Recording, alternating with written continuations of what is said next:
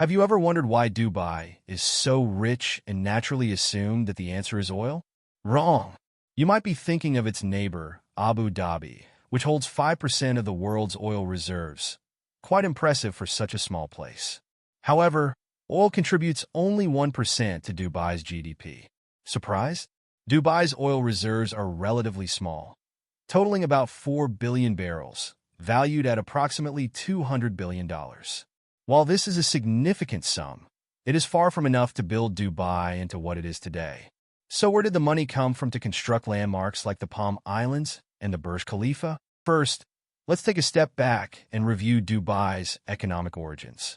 In the 18th century, British East India Company merchant ships frequently sailed through the Persian Gulf, transporting spices, silk, gold, and other valuable goods between India and Britain.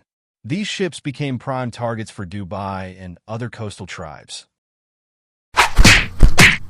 whose primary sources of income included fishing, pearl diving, and maritime raiding. This situation led to British naval intervention.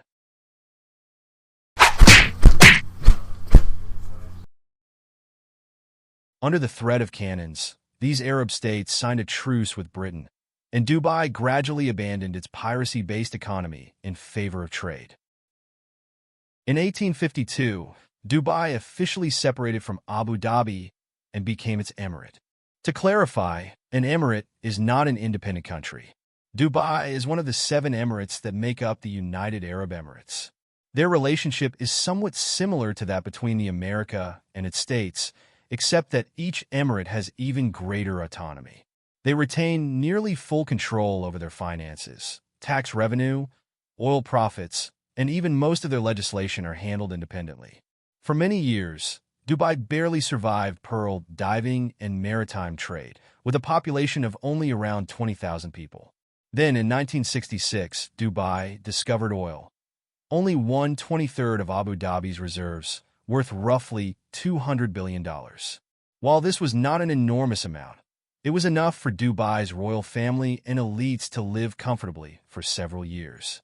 This led to an important realization. What happens when the oil runs out?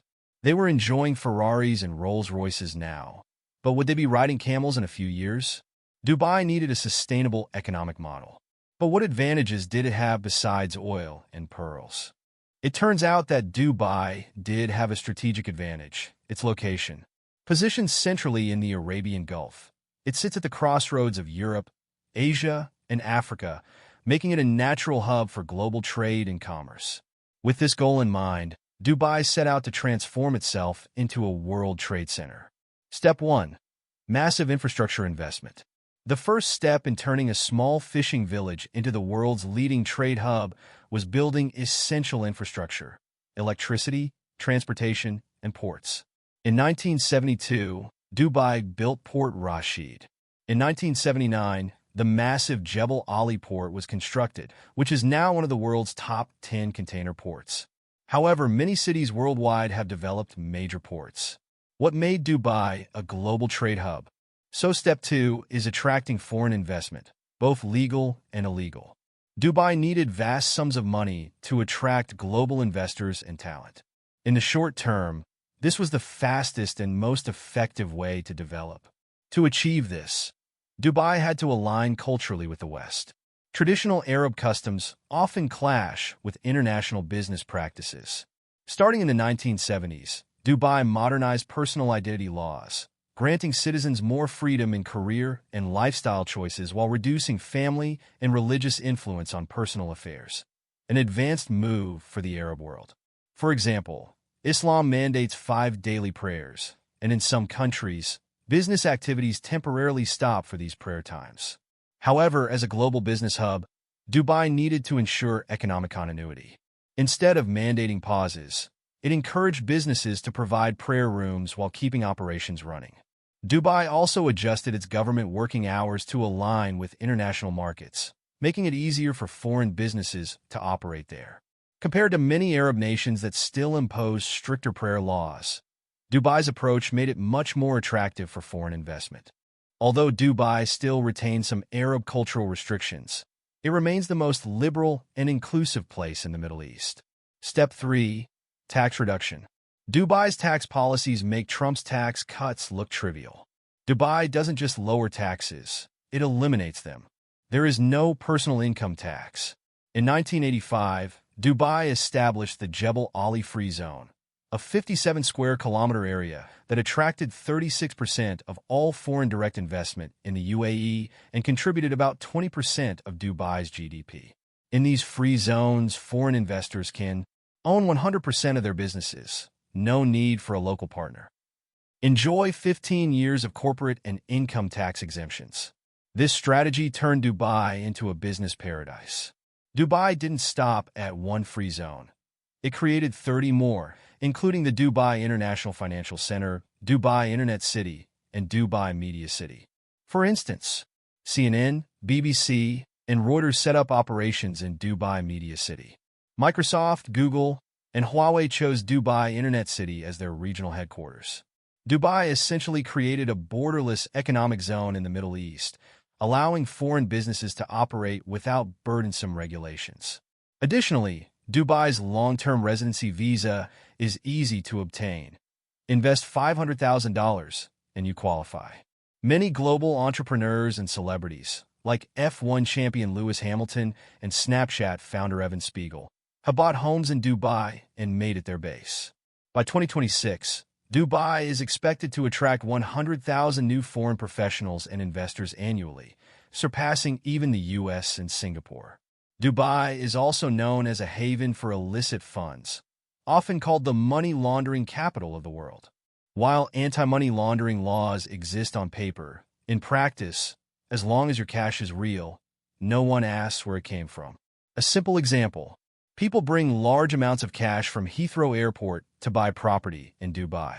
The UK doesn't check outgoing cash, and Dubai accepts cash payments without questioning the source. Many wealthy individuals, including Russian oligarchs facing Western sanctions, have moved their assets to Dubai because the UAE does not freeze or seize assets under such restrictions. Dubai has also become a crypto hub due to its lenient financial policies, attracting cryptocurrency investors who struggle with strict regulations in the US, Europe, and East Asia. Dubai often turns a blind eye to many gray area financial transactions, as such capital flows bring enormous economic benefits.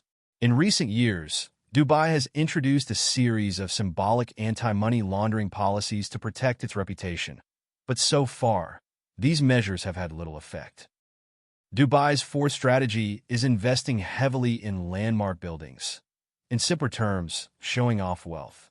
This is essentially a form of self-promotion, making sure the world knows who they are. When people think of Italy, they think of the Leaning Tower of Pisa. When they think of Australia, they think of kangaroos. And what about Dubai? Dubai wants people's first impression to be one of modernization, fashion, and a paradise for the rich, rather than oil and desert. Dubai understands that having high quality and excellent infrastructure alone is not enough. It aims for every project to be impressive, something that people will remember at first sight. For example, the world's tallest skyscraper, the Burj Khalifa, was not built just to be tall. It was designed to leave a lasting impression. Dubai doesn't mind if some of its projects seem excessive in their design and construction, because every unique detail adds value to the city's image.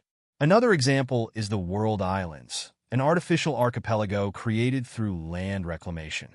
Unlike conventional island developments, its unique shape and layout make it stand out.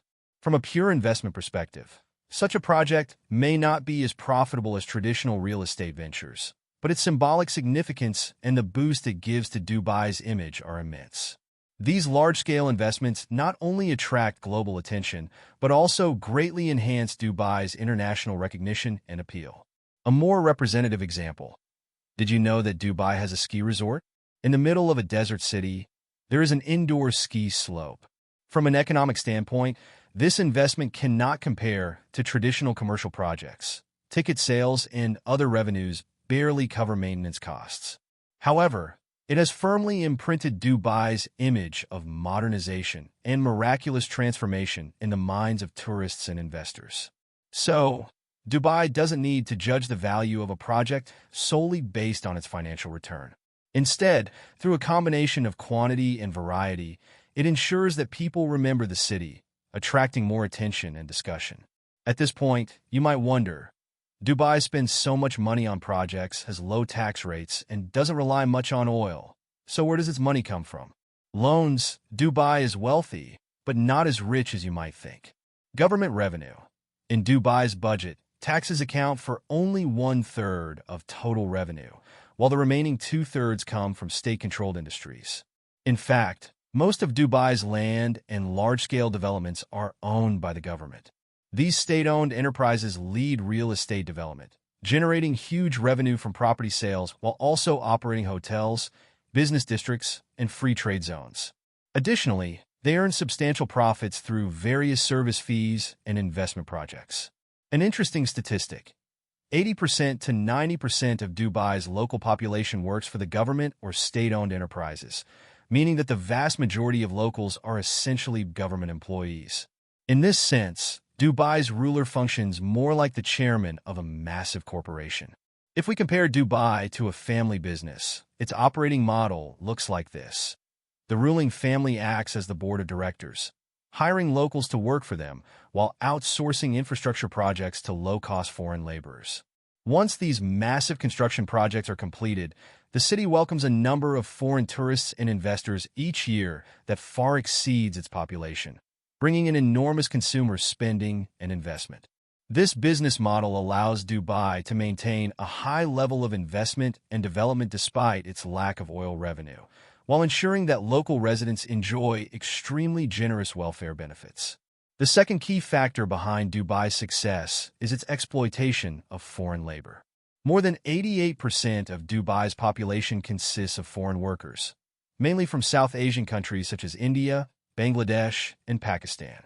These workers arrive with dreams of changing their lives, only to find that reality is far harsher than they imagined. Many foreign workers have their passports confiscated by their employers on the very first day they arrive in Dubai, effectively stripping them of their freedom. Resigning or switching jobs becomes nearly impossible. On top of that, wage delays, poor living conditions, and inadequate health care are common issues. Many laborers work in extreme heat, often exceeding 50 degrees Celsius (122 degrees Fahrenheit), for more than 10 hours a day, and their official rest days are often just theoretical. Under such harsh conditions, many workers suffer from exhaustion, illness, or fatal accidents. Despite international pressure, the UAE government introduced a law in 2017 requiring employers to grant workers at least 1 day off per week. However, enforcement remains questionable, and workers still struggle to defend their rights. In Dubai, the police and judicial system generally favor locals, making it extremely difficult for foreign laborers to seek legal help when facing injustice. In stark contrast, Dubai's local citizens enjoy privileges beyond comparison. Not only do they receive free land or housing, but the government also covers their education, healthcare, and retirement benefits. When locals get married, the government even provides a $19,000 subsidy. Additionally, to ensure employment for Emiratis, the government requires many companies to hire a certain percentage of local employees, usually around 5%. As a result, in many businesses, local employees function more as symbolic figures with high salaries and generous benefits, but significantly lighter workloads compared to the hard-working foreign laborers. The average annual salary for Emirati citizens is around $50,000, whereas blue-collar foreign workers may earn as little as 1/5 of that amount. As Dubai establishes itself as a global trade hub and modern luxury destination, it has gained another pillar industry: tourism. Each year, approximately 16 million tourists visit Dubai, contributing to 11% of the city's GDP. What about the remaining 90%? This is the story of Dubai's rise to wealth and power.